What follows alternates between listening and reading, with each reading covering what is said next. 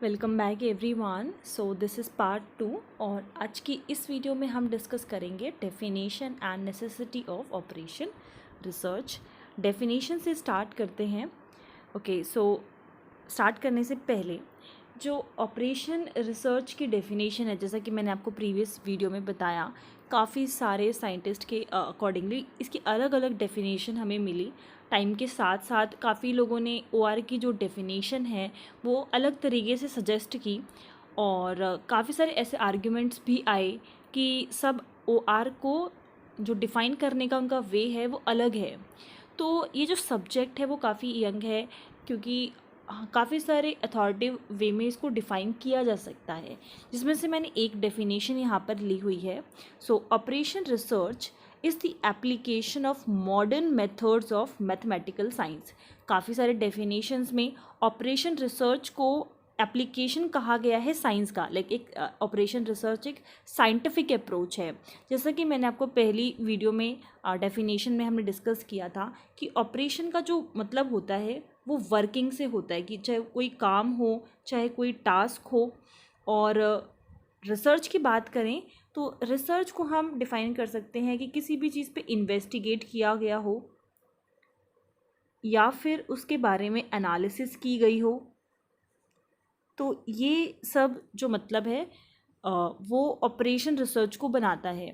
तो काफ़ी सारे साइंटिस्ट ने ऑपरेशन रिसर्च को एप्लीकेशन बोला कि ये एक साइंटिफिक अप्रोच है।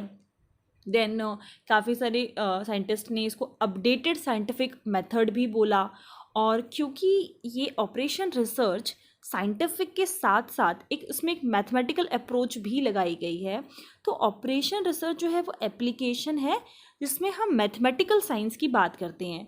और इसमें चाहे कितना भी कॉम्प्लेक्स प्रॉब्लम हो, हम उसको डिकम्पोज करके, मतलब स्मॉलर पार्ट्स में उसको ब्रेक करके उस पर हम काम करते हैं, उस पर एनालिसिस करते हैं और कैसे उस प्रॉब्लम को सॉल्व किया जा सके उस पर हम रिसर्च करते हैं।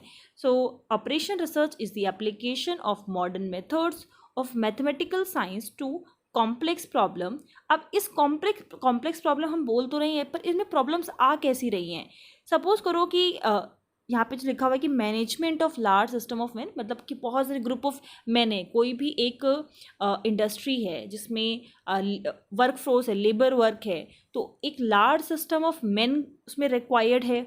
मशीन्स होंगी, मटेरियल्स होंगी एंड मनी, पैसा होगा। तो चाहे वो इंडस्ट्री की बात करो, बिजनेस की बात करो, किसी गवर्नमेंट डिपार्टमेंटल की बात करो या डिफेंस की बात करो, तो इसमें जितनी भी कॉम्प्लेक्स प्रॉब्लम है, तो ये बेसिकली एक साइंटिफिक या मैथमेटिकल साइंस का एक अप्रोच है कि इन कॉम्प्लेक्स प्रॉब्लम पे हम इन्वेस्टिगेट करें, इसको एनालिसिस करें। बेसिकली क्या है, वर्किंग है, इस पर हम काम कर रहे हैं, इस टास्क को पूरा कर रहे हैं कि किस तरीके से इसको सॉल्व किया जा सके। The distinctive approach to develop a scientific model of the system incorporating management of factors such as chance and risk to predict and compare the outcomes of alternative decision strategies और control. आगे आप लोग पढ़ोगे models के बारे में। तो model से क्या मतलब है यहाँ का, तो एक मॉडल जो है वो क्रिएट किया जाता है जो एक रियल लाइफ या रियल चीज़ों से रिजेम्बलेंस रखता है, और उस मॉडल की हेल्प से जो इन प्रॉब्लम्स की बात की जा रही है, बहुत सारे फैक्टर्स हैं जो इसमें इन्वॉल्व होते हैं, उनको सॉल्व किया जाता है। तो जो साइंटिफिक मॉडल है उसको क्रिएट किया जा रहा है सो दैट प्रॉब्लम को हम काफ़ी अच्छे से उस पर एनालिसिस कर सकें, क्योंकि वो बिल्कुल रियल लाइफ से रिजेम्बलेंस रखता है और इजीली हम काफ़ी सारे फैक्टर्स पे उस पर बात कर सकते हैं। देन प्रिडिक्ट करना कि क्या आउटकम रहेगा और कितना, सपोज़ करो कि मैं कोई भी एक इंडस्ट्री की बात कर लेती हूँ जहाँ पर प्रोडक्शन होता है, रॉ मटेरियल की रिक्वायरमेंट, कितना ज़्यादा प्रोडक्शन होना चाहिए, कितना लेबर वर्क होना चाहिए और किस तरीके से काम किया जाए लेस टाइम में कि आपको ज़्यादा से ज़्यादा आउटपुट मिल सके, कम से कम मटेरियल में ज़्यादा से ज़्यादा आउटपुट मिल सके।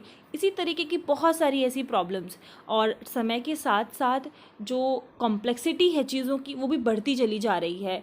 पहले इतने सारे फैक्टर्स नहीं थे जिन पे हम बात करें, बट अब काफ़ी सारे ऐसे फैक्टर्स जो हैं वो अब इंक्लूड हो रहे हैं, और इसीलिए जो डिसीज़न मेकिंग है वो बहुत ज़्यादा ज़रूरी हो चुका है, स्ट्रैटेजीज़ बहुत ज़्यादा ज़रूरी हो चुकी हैं, और इन सब को किस तरीके से कंट्रोल किया जाए और इन सब पे कैसे काम किया जाए, ये सब कुछ हमें OR रिसर्च से बहुत अच्छे वे से हम इससे बेनिफिट ले सकते हैं। तो ये एक डेफिनेशन आप लोग याद कर सकते हो। अगर आपको और डेफिनेशंस जाननी है तो मैं डिस्क्रिप्शन में कुछ और डेफिनेशन जो है वो लिख दूंगी, आप वो भी पढ़ सकते हो। बट मोर और लेस आप यही देखोगे कि OR की जो डेफिनेशन है वो यही बताती है कि कैसे हम प्रॉब्लम्स को सॉल्व कर सकें। देन नेक्स्ट टॉपिक आता है necessity of operation research in industry. जैसे कि अभी मैं कॉम्प्लेक्सिटी की बात कर ही रही थी, तो यहाँ पर 4 पॉइंट्स हैं जो हमें ये बताते हैं कि जो OR है उसकी कितनी ज़्यादा ज़रूरत है किसी भी इंडस्ट्री में। अब जैसे कि हम पहला टॉपिक ले लेते हैं कॉम्प्लेक्सिटी का, तो बड़ी बड़ी इंडस्ट्रीज़ में जो नंबर ऑफ़ फैक्टर्स हैं जो डिसीज़न को इन्फ्लुएंस कर सकती हैं वो बढ़ गए हैं, और जो सिचुएशन है वो टाइम के साथ साथ बड़ी भी हो चुकी है और बहुत ज़्यादा कॉम्प्लेक्स भी हो चुकी है।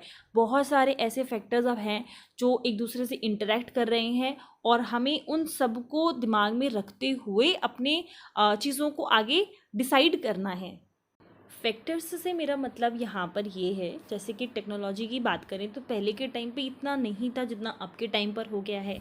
इन्वायरमेंट पहले इतना फ्रिक्वेंट चेंजेस नहीं थे उसमें जो अब होने लग गए हैं, तो ये भी एक अनसर्टेनिटी का पॉइंट है। कंपटीशन लेवल पहले के टाइम पे इतना नहीं था जितना अब इंक्रीज़ हो गया है। तो जो ये कॉम्प्लेक्सिटी के जो फैक्टर्स हैं इसमें number 1 technology, number 2 environment, and number 3 competition and many more. ये तो कुछ फैक्टर्स थे जो जिससे हम ये बोल सकते हैं कि कॉम्प्लेक्सिटी कितनी ज़्यादा हो गई है। जैसे कि यहाँ पर मैं एक एग्ज़ाम्पल लेती हूँ। सपोज़ करो हम एक फैक्ट्री का एग्ज़ाम्पल कंसिडर करते हैं, तो जो प्रोडक्शन की स्केड्यूलिंग है उसमें बहुत सारे फैक्टर्स इंक्लूड हो गए हैं। जैसे कि नंबर 1 कस्टमर की जो डिमांड है, number 2 requirements of raw material, number 3 equipment's capacity and possibility of equipment failure, number 4 restriction on manufacturing process। Customer किसी भी प्रोडक्ट की कितनी डिमांड है कस्टमर्स में, देन जो भी उस प्रोडक्ट को बनाने के लिए रॉ मटेरियल की ज़रूरत पड़ रही है, इक्विपमेंट की कैपेसिटी कितनी है और इक्विपमेंट फेल कितना हो सकते हैं, देन हमें अपनी मैन्युफैक्चरिंग प्रोसेस पे कितनी रिस्ट्रिक्शंस लगानी है। तो बेसिकली कॉम्प्लेक्सिटी में है क्या कि जो कॉम्प्लेक्स प्रॉब्लम्स हैं उनको हमने क्या कर दिया, जैसे कि अभी जो हमने 4 पॉइंट्स डिस्कस किए उसको हमने डिकम्पोज किया है, ठीक है। उसमें हमने क्या करें, स्टेप्स बनाए हैं कि इन चीज़ों को हमें अपने माइंड में रखना है वाइल सॉल्विंग द प्रॉब्लम। तो यही चीज़ है, कॉम्प्लेक्सिटी यहाँ पर यही बता रही है कि जो पहले फैक्टर्स नहीं थे अब वो और भी ज़्यादा ऐसे फैक्टर्स आ गए हैं जिनको हमें अपने माइंड में रखते हुए प्रॉब्लम्स को सॉल्व करना है। सेकेंड पॉइंट आता है स्कैटर्ड रिस्पॉन्सिबिलिटी एंड अथॉरिटी। अब जैसे कि काफ़ी बिग इंडस्ट्रीज़ की हम बात करें तो जो रिस्पॉन्सिबिलिटी है और अथॉरिटी है डिसीज़न लेने की, वो अब स्कैटर हो चुकी है। लाइक कोई भी ऑर्गेनाइजेशन है तो उसमें जो रिस्पॉन्सिबिलिटीज़ हैं वो बांट दी गई हैं, ठीक है। स्कैटर होने का मतलब कि वो डिस्ट्रीब्यूट कर दी गई हैं जो अथॉरिटीज़ हैं, और डिसीज़न किस तरीके से लिया जा सकता है ये इसको हमने एक स्कैटर वे में डाल दिया है कि प्रॉपर यहाँ पे डिपार्टमेंट है जो इन डिसीजंस को लेगा। Then next point we have uncertainty. अभी अनसर्टेनिटी का टॉपिक भी हम बीच में डिस्कस कर रहे थे फर्स्ट पॉइंट में जो इंक्लूडेड था। जैसे कि मेन है इसमें इकोनॉमिक, कंट्री की economic growth. Then second point इसमें इन्वायरमेंट, ये थोड़ा अनसर्टेन है, इसलिए इन दोनों को हम अनसर्टेनिटी वाले पॉइंट में डाल रहे हैं। अब जैसे जैसे इकोनॉमिक ग्रोथ बढ़ेगी वैसे वैसे अनसर्टेनिटी जो है वो भी बढ़ेगी, इसीलिए ये जो अनसर्टेनिटी का पॉइंट है अगर हम इसमें OR की अप्रोच लगाएं और OR की टेक्निक लगाएं तो हम इससे भी काफ़ी सारे जो लॉसेस हैं वो हम मिनिमाइज़ कर सकते हैं और काफ़ी सारे पॉइंट पे हम बात कर सकते हैं। लास्ट इसका पॉइंट आता है knowledge explosion. As we all know कि जो नॉलेज है वो टाइम के साथ साथ कितनी फास्ट रेट पर बढ़ रही है। पहले के टाइम से अगर हम कंपेयर करें और आज के टाइम पे कंपेयर करें तो जो नॉलेज का जो रेट है वो काफ़ी तेज़ी से वो इंक्रीज़ हो रहा है। काफ़ी सारी ऐसी इंडस्ट्रीज़ हैं जो लेटेस्ट नॉलेज से वो अपडेटेड नहीं होती हैं, और वो चीज़ उनके लिए एक डिसएडवांटेज हो सकता है। तो एक प्रॉपर ऑपरेशन ओआर की एक टीम हाँ जो है सेटअप की जा सकती है, जो इन सारी इंफॉर्मेशंस पे एनालिसिस करे, काम करे, और उसके अकॉर्डिंगली जो है वो डिसीजन मेकिंग यहाँ पर यूज़ हो सकता है, जो ओआर की एनालिसिस की थ्रू हेल्प होगा। काफ़ी बहुत सारी इंडस्ट्रीज़ जो होती हैं, जो लेटेस्ट जो चीज़ें चल रही हैं उनका उसको नॉलेज नहीं होता है, तो एक ओआर टीम सेटअप करने से वो ही सिर्फ सारे डेटा को कलेक्ट करके उस पर काम कर सकती है। तो ये जो चारों पॉइंट हैं ये काफ़ी ज़्यादा इम्पॉर्टेंट है। अगर वो ओआर को यूज़ करते हैं तो आप देख सकते हो कितनी सारी प्रॉब्लम से वो ईजिली डील कर सकते हैं। तो यहाँ पे इंडस्ट्री में जो ओआर की नेसेसिटी है उसको बताया गया है। आई होप आपको दोनों टॉपिक क्लियर हो गए होंगे। नेक्स्ट वीडियो में हम आगे के कुछ टॉपिक्स और हैं उनको कवर करेंगे। Thank you.